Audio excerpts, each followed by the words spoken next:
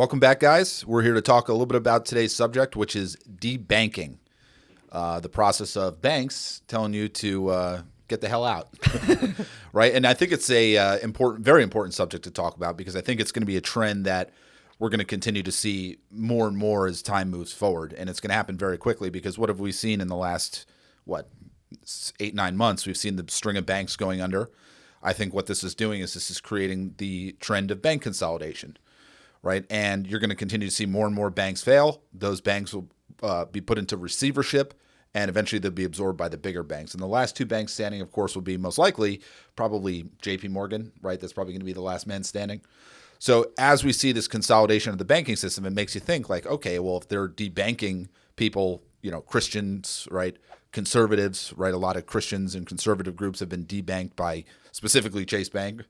I think it's going to be a trend that we continue to see, and it's very alarming because, what does the average person do? If you voted for Donald Trump, what the heck do you do, right? What are your thoughts? Yeah, I mean, most recently I can think of Nigel Farage in Great Britain getting debanked, and then actually some of the VPs and board members or whatever are getting ousted. But yeah, pretty scary thought if especially with the consolidation of banks as you talked about, as we get just into fewer banks that are larger, more controlled, and then they have a political agenda, right? If you vote a certain way, if you're advocate of this or that group, right? Then they could take essentially away your livelihood, right? Not being able to bank, is crazy, right? And I think that's probably a big reason why we also advocate be your own bank, right? Buy gold and silver, right? Store it at home, take self-custody, don't allow a Wells Fargo or JP or Bank of America to, really be able to dictate your business and, ruin, your financial life. Yeah, well, we know that Jamie Dimon, the CEO of JP Morgan, he was Epstein's personal banker. Yep. Right. And what they're going to try to do is they're going to try to keep consolidating the banks, as I just said, but they're going to also implement the ESG score. So now, right, you have ESG is environmental, social governance, right? And let's focus on the S, and that was the social. Yep. If you're going out and buying a gun at the gun store or buying ammo at a gun store, right, they could simply turn around and just say, hey, your money's turned off, right? Very scary stuff. So they're going to also, not on top of debanking, is even when you do have a bank account, now you got to worry about ESG, right? Talk to us a little bit about ESG.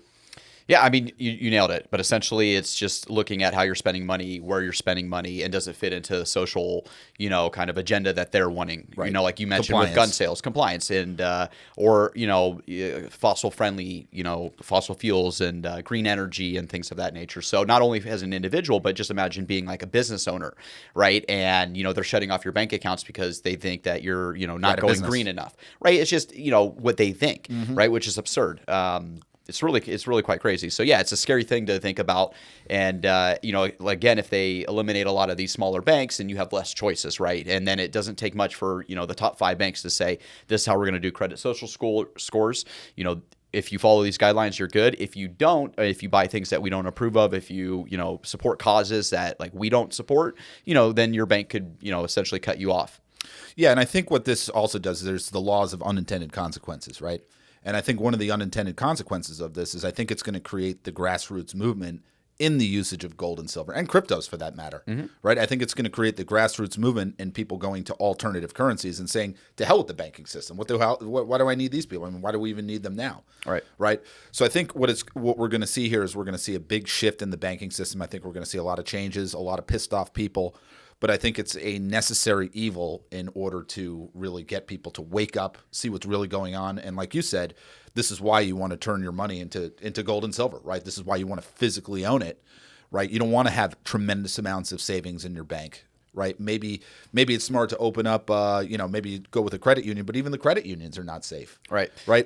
Go ahead. Yeah, I was just going to say, it really depends on where they, if they have a lot of their money in securities and things like that, or commercial real estate, right? I think a lot of these smaller banks are probably going to get crushed on that. And if you look at unrealized debt that these banks have, I just read that it's $1.8 trillion, and they have, essentially they have $2.2 trillion, right? So they are running out. They're illiquid, right? They're illiquid. We could have a government shutdown in October, and it really just makes the whole, the liquidity in the market is really eventually going to dry up, right? And when we talk about waking people up and being aware of like what these banks are doing, like they are most likely going to fail. A lot of them are, and that's why you need to prepare yourself and make sure you're not fully in a bank where it just shuts down and there's a line around the door and you don't have access to your cash for who knows how long if you ever get it back. Exactly. And I think that really just supports why people should be getting into hard assets, why people should get into some of the cryptocurrencies out there.